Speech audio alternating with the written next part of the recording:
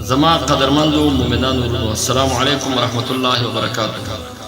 غواړم په دې مختصر او لنډ بیان کې د یو بلې مسلې وضاحت ستاسې درانه حضور ته وکړم، او هغه دا چې سندرې اورېدل، موسیقي اورېدل او د سندرو په مجالسو کې کېناستل یا د موسیقۍ په طرف غوږ ایښودل عظیم جرم او سخته ګناه ده. د دواړو جهانو سردار فرمایي استماع الملاهي معصیه، سندرې اورېدل ګناه ده، والجلوس علیها فسق، هغې باندې کېناستل فسق او د الله حکم ماتول دي، والتلذذ بها کفر، خوند پرې اخیستل د حلال په شکل چې حلال یې سره وړي دا کفر دی. نو بل روایت کې راغلي الغنا ينبت النفاق في القلب، عبدالله ابن مسعود رضی الله عنه چې دا سندرې په زړه کې کفر او نفاق داسې زرغونه کوي کما ينبت الماء الزرع، لکه څنګه چې اوبه مړاوې فصل زرغونه کوي. ورونو دا ډېره عظیمه ګناه ده او نن پکې خلک مبتلا دي.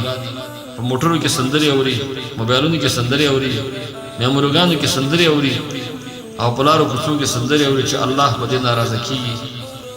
بل روایت کې راغلي هر څوک چې سندرې واوري، موسیقي واوري، الله به د دې په غوږونو کې د قیامت په ورځ ملي کړي سیکه واچي.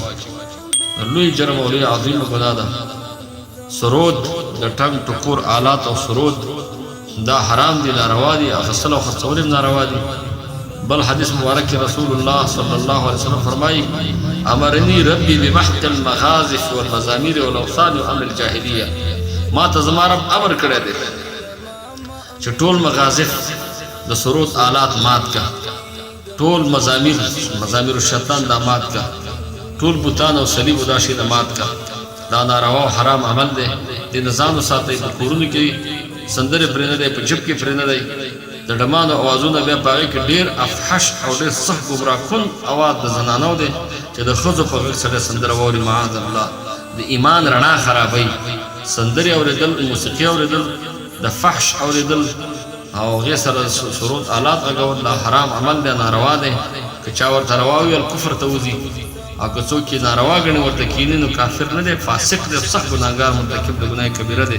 الله نه دې توبه وباسي او د دغسې سړي که توبه ونه باسي شهادت یې محکمه کې نه قبلېږي. عظیم جرم دی. دا تر نورو دا پیغام ورسوئ. موږ غواړو چې وخت په وخت په مختصر انداز کې ستاسې درانه حضور ته پیغامونه د هرې مسلې ورسوو. نو سندرې اورېدل حرام دي، ناروا دي. دا د اهل هنودو، هندوانو، مسیحیانو او بودایانو او کمونستانو بېدینو خلکو د هغوی دا شعار دی او د هغوی دین دی سندرې. مؤمن باید د سندرو د غنا او موسیقي نه ځان وساتي. الله مو بچ کا او زموږ ټوله معاشره، ځوانان او زاړه، زنانه او نارینه، الله رب العالمین ته سوال کوم چې د دې مرض نه وساتي. اقول قولي هذا استغفر الله لي ولكم. السلام علیکم.